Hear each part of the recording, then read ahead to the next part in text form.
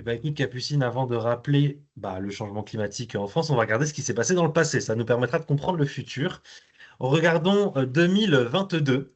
2022, comme vous pouvez voir sur la diapositive ci-contre, on a eu un déficit de fourrage très important, jusqu'à moins 40% dans des régions du sud-ouest de la France et moins 26% au niveau national.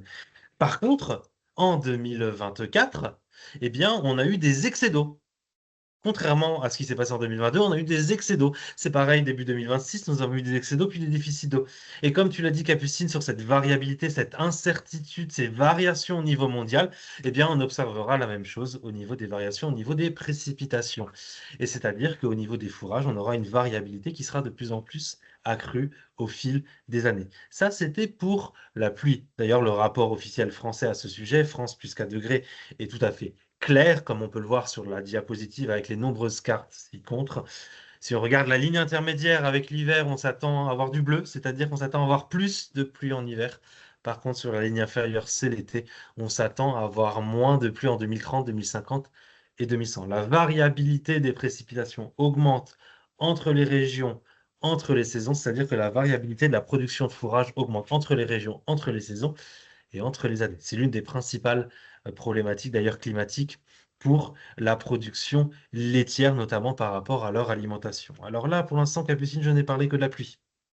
J'aimerais bien qu'on parle de la température aussi, comme on peut d'ailleurs le voir sur cette diapositive, sur ces cartographies-là. Eh bien, le nombre de jours à 35 degrés, jour stressant d'ailleurs pour les animaux, suivant l'humidité, en 1960, il était très faible en France, entre 1 à 4 jours au-dessus de 35 degrés par an. Et d'ici 2080, il ira de 5 à 55 jours au-dessus de 35 degrés par an.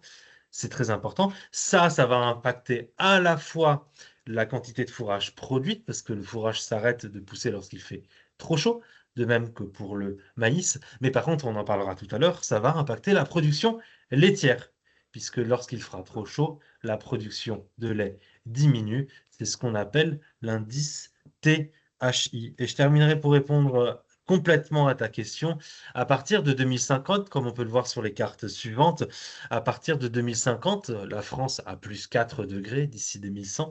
Nous aurons des plages de température extrêmement importantes avec 45 à 50 degrés attendus en région centrale et dans le sud-ouest de la France ou en vallée du Rhône, ce qui correspond à des seuils mortels pour les animaux d'élevage, notamment nos vaches laitières que nous avons actuellement en France, les Primolstein entre autres. Et donc, il faudra aussi atténuer le changement climatique dans l'avenir pour éviter d'atteindre cette température-là en essayant de stocker le maximum de carbone. Alors, il y a trois impacts majeurs suivant les évolutions climatiques. Le premier, c'est ce que les vaches mangent. C'est-à-dire qu'on va regarder les précipitations et les températures pour le maïs, pour le soja, pour la prairie notamment. On le verra tout à l'heure en cartographie. On a également les températures et l'humidité qui affectent nos vaches laitières. Donc, c'est ce qu'on appelle l'indice THI, c'est-à-dire qu'une canicule peut provoquer des pertes de production de lait qui se feront différentes suivant les régions françaises. On le verra aussi tout à l'heure. Et puis, le dernier point, le manque de gel. On n'en a pas parlé tout à l'heure, mais oui, si la température augmente, le risque de gel diminue dans les régions françaises, c'est-à-dire que les vecteurs de maladies tels que les mouches ou les moustiques survivront parfois dans les étables ou à l'extérieur dans certaines régions, du fait du manque de vagues de froid. Et derrière, ce sont des risques de maladies qui peuvent être plus importants. On l'a vu avec la FCO, la DNC, qui sont des vecteurs qui sont transférés par des vecteurs de maladies qui sont sensibles au gel. Moins il y a de gel, plus on a des risques de maladies importants au printemps. Donc, trois points, l'alimentation, les stress sur les vaches et la baisse de production de lait, et les vecteurs de maladies par rapport à la baisse de risque de gel dans un contexte de changement climatique. Nous avons ici l'évolution du risque de perte de rendement pour le soja en rouge pour les pertes et en vert pour les augmentations dans un scénario de réchauffement climatique modéré de 2041 à 2060, donc dans un futur plutôt proche pour le climat, en Amérique du Sud, où on peut voir de larges plages d'ailleurs en rouge. Ces plages correspondent à des pertes de production de soja. Par contre, on a des augmentations dans le sud, plutôt dans le sud du continent, qui correspondent à des augmentations de rendement. Donc, une évolution spatiale de la production de soja qui, d'ailleurs, dans sa zone de son cœur de production actuelle, pourrait perdre de la production en soja. Donc une variabilité des prix due aux éléments climatiques sur cette mondialisation par rapport au soja, parce qu'on importe beaucoup d'Amérique du Sud, et ben une variabilité accrue des prix, notamment due à des risques de forte chaleur et sécheresse dans la zone de production de soja actuelle en Amérique du Sud. Alors, à l'inverse, et en parallèle, à l'inverse, dans l'autre sens, si on regarde cette cartographie-là, par exemple, du soja Europe, en Europe, on a une baisse de la production qui est attendue en France, par contre une hausse sur la partie nord de l'Europe, qui pourrait faire que l'Europe, en Pologne, Danemark, du côté de l'Irlande aussi, du côté de l'Angleterre, du côté de la Russie, attention à la Russie et sa production d'ailleurs, parce qu'elle est très favorisée par le changement climatique, du côté de l'Ukraine, la Biélorussie, le rendement pourrait augmenter, donc on pourrait peut-être réintroduire le soja plutôt en Europe. Et sur cette cartographie-là, qui est aussi de la FAO, eh ben on voit que le rendement augmente aussi en Bourgogne. Donc on a des incertitudes en France, parfois des hausses, parfois des baisses. On n'est pas trop sûr dans quel sens ça va dans le soja.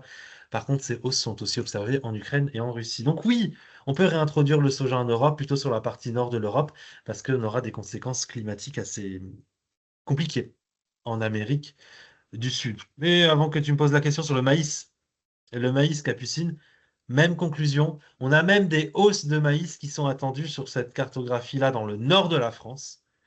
Donc, le rendement du maïs pourrait augmenter en Bretagne, Normandie, Nord-Pas-de-Calais. Par contre, il diminue fortement dans le sud-ouest de la France. Donc, une évolution de l'aire de répartition des cultures en adéquation, du coup, avec l'évolution climatique. Alors en réalité, tout va dépendre des régions. Comme on peut le voir sur l'animation de carte que je montre ici, le niveau de stress thermique, l'indice de THI, augmente par le sud pour les animaux d'élevage.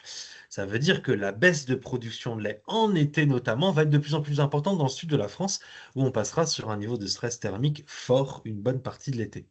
Dans le sud de la France, en dessus de Lyon, Bordeaux, vraiment au sud, c'est plutôt les stress thermiques qui vont être majeurs et qui vont impacter la production laitière. Tandis que sur le nord de la France, les stress thermiques seront moindres. C'est plutôt les sécheresses qui vont impacter le maïs et le fourrage. Donc dans le sud de la France, stress thermique et problème d'alimentation, il y a les deux. Par contre, dans le nord de la France, les stress thermiques étant moindres, c'est plutôt le fourrage et le maïs, hein, et le soja également, qui auront les plus grosses problématiques en été. C'est plutôt l'alimentation. Tout à fait, on peut avoir une très très belle estimation. Alors vous avez sur le graphique présenté ici, l'indice THI et la production de lait. J'explique bien sûr ce graphique-là. En abscisse, c'est l'indice THI. Plus on va vers la droite du graphique, plus la température et l'humidité augmentent. En gros, plus il fait chaud et humide. Tandis qu'on a ordonné la production laitière, et ce qu'on observe rapidement, c'est que plus il fait chaud et humide, plus la production laitière diminue. Donc, par cette équation capucine, on peut reprendre cette équation qui est une figure de Bernabucci qui a publié un article en 2010 en Italie et qui donc réunit la chaleur et la baisse de production de lait. Donc, j'applique cette équation aux données du GIEC sur cette cartographie animée que l'on voit. Ici, la perte de production de lait à l'extérieur. Ce qu'on observe du côté de la Normandie-Bretagne, c'est qu'on est à peu près à 0,2% de perte en été actuellement, tandis que progressivement, dans le sud de la France, on atteindra les 12, 15, 16, 17, 22, 25% de production, de perte de production de lait au mois d'août, par exemple. Donc on peut quantifier, oui, cette perte de production à l'échelle nationale. Eh bien, paradoxalement, elle va être faible. Pourquoi elle va être faible? Parce qu'on a l'hiver, le printemps et l'automne qui seront des saisons de production intéressantes pour le lait. C'est vraiment uniquement le cœur de l'été où on aura cette baisse de production jusqu'à moins 25% dans le sud. Donc lisser sur toute l'année, ça se passe bien. Par contre, si on prend en compte uniquement l'été, oui, on aura de moins 5 à moins 25% de production sur la France. Ça veut dire que dans le nord de la France, on pourra passer l'été en gérant les stocks notamment de nutrition animale, le fourrage et le maïs notamment. Par contre, dans le sud de la France, là, on parlera des stress thermiques sur les animaux. On pourrait éventuellement mettre les animaux dans les bâtiments, ce qui posera des questions d'éthique derrière. Mais s'ils sont à l'extérieur, il y aura des problématiques de bien-être animal qui seront très présentes. Et on peut se poser la question dans les plaines méditerranéennes et les plaines de Toulouse, est-ce que la vache laitière sera toujours présente dans ces plaines-là d'ici 2050 ou est-ce qu'elle sera remplacée par l'ovin le caprin ou d'autres types de production animale, production de viande aussi, qui est un petit peu moins sensible aux fortes chaleurs. Mais tout à fait. D'ailleurs, si on voit la carte que je viens d'afficher juste là, donc qui est l'équivalent au niveau mondial de ces pertes de rendement, en France d'ailleurs, et dans la plupart des pays d'Europe, on est à peu près entre 10 et 15% de production de lait en moins d'ici 2045. 10 à 15%.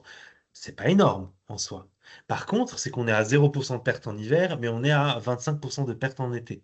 Donc on a vraiment une partie estivale qui devient de plus en plus importante. Et c'est cette problématique qui fait que est-ce qu'on passera les étés, tous les étés dans le sud de la France, avec le nombre d'animaux qu'on a? Est-ce que l'évolution va pas être majeure malgré le fait que la production reste bonne sur l'année? Mais l'animal, il n'est pas là que 6 mois dans l'année, il est là toute l'année. Est-ce que ça passera aussi l'été? Et d'ailleurs, dans cette cartographie qui est mondiale, comme vous pouvez le voir, on remarque que dans certaines zones de production, comme l'Irlande, il n'y a pas forcément de baisse de production qui est attendue, parce qu'au contraire, il y aura plus de fourrage. Le CO2 augmentant, ça favorise d'ailleurs la production de fourrage. Les stress thermiques restent mineurs par rapport à la France. De même pour la Nouvelle-Zélande. Il faut vraiment aller en Afrique où là, on aura des baisses de -20, -30, -50, -70% de production de lait. Mais à ce niveau-là de perte de rendement, on parle plus de la survie des animaux, tout simplement, que juste de se dire si on aura -70% en été. Donc lisser sur l'année, pas de problème, pas énormément de problèmes de perte de rendement. Par contre, il va falloir regarder donc sur l'été. C'est là où ça va être problématique. Alors sur les États-Unis, c'est pareil, il y a bien sûr un dégradé nord-sud. On aura entre -10 à -15% de production étalée sur l'année. Par contre, des pertes beaucoup plus importantes en été, parce qu'aux États-Unis, contrairement à la France, qui a un climat plus continental, il y a beaucoup d'humidité dans les terres en été, notamment lorsqu'il n'y a pas d'air, ce qui peut augmenter ce qu'on appelle l'indice d'inconfort par rapport à l'humidité. Donc aux États-Unis, ils auront les mêmes problématiques qu'en Europe, surtout en été, mais encore plus accentué parce qu'ils ont un climat continental.